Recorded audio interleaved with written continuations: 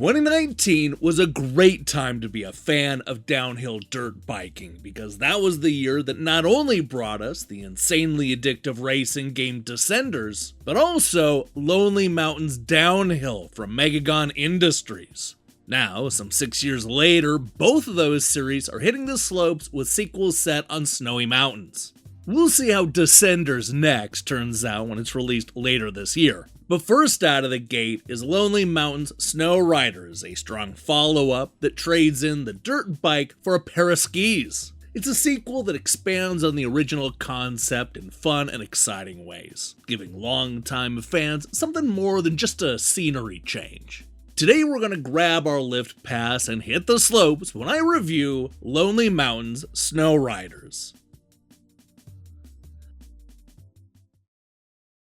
As the title suggests, it's just you against the mountain. Just one lone skier taking on some of the craziest and nastiest slopes this side of SSX. You'll do everything in your power to stay upright and survive dozens of increasingly difficult paths, all shown from a dramatic fixed camera perspective. Complete the different challenges, and not only will you unlock brand new mountains, but also earn money to buy extra gear and outfits. You see, by switching from dirt bikes to skiing, the developers have managed to open up the levels and really expand on the original concept. One of the biggest issues I had with the original game was how it used the narrow paths that sometimes felt claustrophobic. While there are definitely narrow moments in Snow Riders, the levels here are a lot more open, giving you so many more options on how you want to complete each event. Structurally, this game plays out a lot like the original. The game is split up into 3 different mountains, each with their own look and obstacles. For example, you'll need to deal with solid ice when racing down the Tannenstein stages, while our skier will need to put up with flowing creeks and water hazards when competing on Monte Guanaco. Each of these slopes have 4 regular blue paths to take on, with 4 harder black trails that can be unlocked, all adding up to a total of 24 different stages. Each of these events has you racing down a 2 or 3 minute long path with multiple checkpoints in hopes of earning a fast time without crashing too much. The trick is doing this with a fixed camera angle.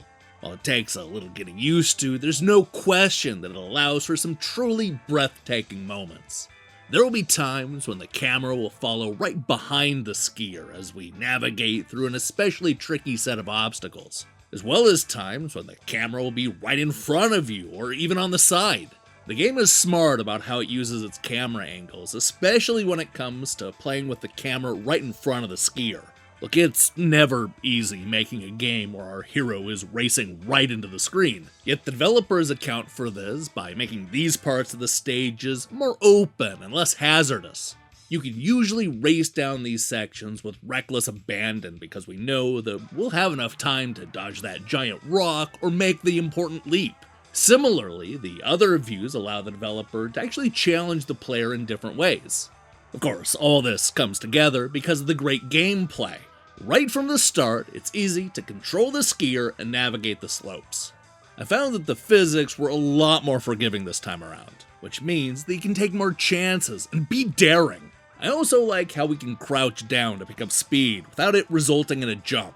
And honestly, I was surprised by how loose and agile the skier was when dealing with some of the tougher obstacles and jumps. There's enough depth to the gameplay to make you feel like you're still improving, even after you've completed all 3 of the slopes. That said, the real star here is the level designs. This is where the game truly feels like a sequel. While Lonely Mountains Downhill certainly gave us a few paths to take, Snow Riders feels wide open and full of possibilities.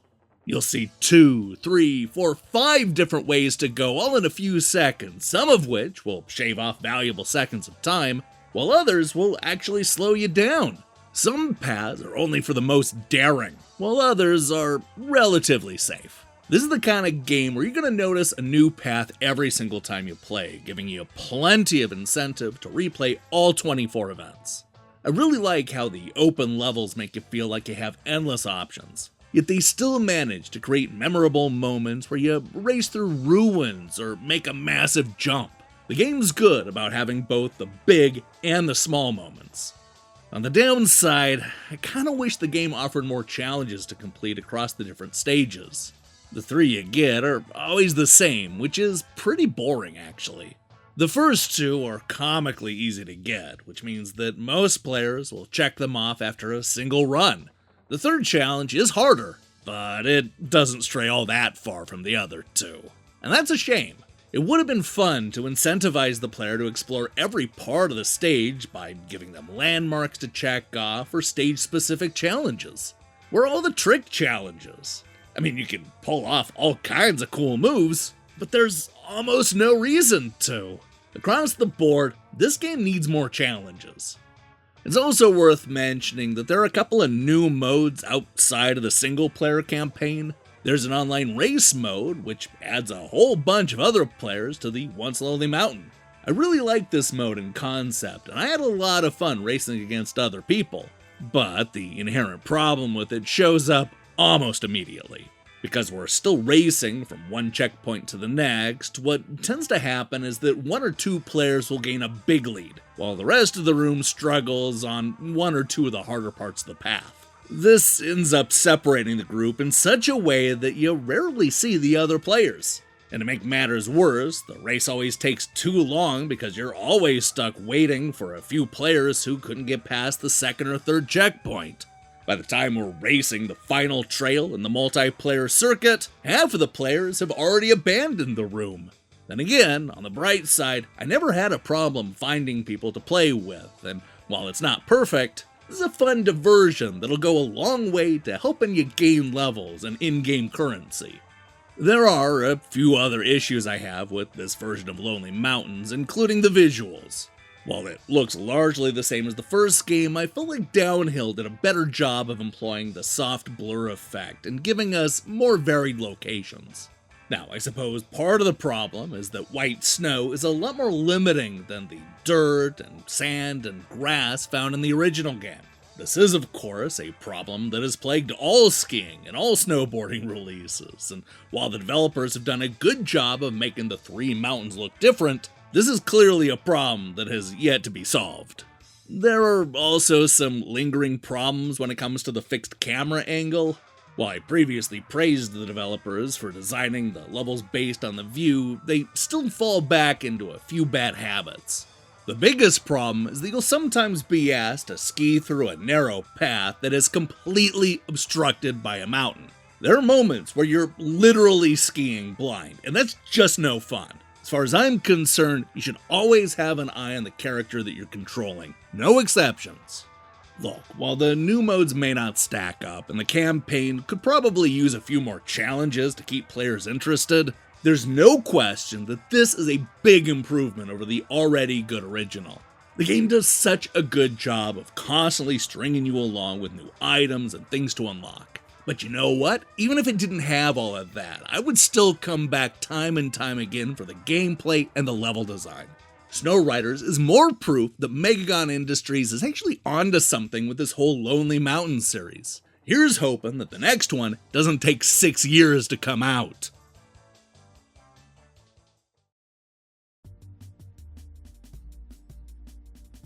If you can't hit the slopes this season in real life, Lonely Mountain Snow Riders is an easier and cheaper solution. It's a vastly improved sequel with more forgiving gameplay and wide open level designs that'll keep you coming back for more. With 24 different ski paths to conquer, all kinds of gear to buy, and fun, albeit flawed multiplayer modes, there's more than enough content here to keep you glued to the screen long after the snow has melted away. Unfortunately, the fixed camera perspective can sometimes lead to problems and the white snow isn't as visually interesting as dirt and grass. Don't let that get in the way of you enjoying one of the year's first great games. Lonely Mountain Snow Riders is a perfect example of what can happen when a developer actually listens to their audience. Let's see Descenders next top this. Hey, thanks for watching my review. If you liked what you saw here, then you should know that we post new reviews and features almost every day. Now, here's the question I have for you. What's your favorite skiing or snowboarding game? I mean, there are a lot of big franchises like SSX and 1080 and Amped, plus, some one-offs. Who knows, maybe you're just a real big fan of Horace Go Skiing. Let me see your picks in the comments below. In other news, we'll be back later this week with more reviews and, I don't know, maybe a new review crew episode. Who knows? The future is magic. While you wait for that, I strongly recommend you click that subscribe button and support what we're doing here. Until then,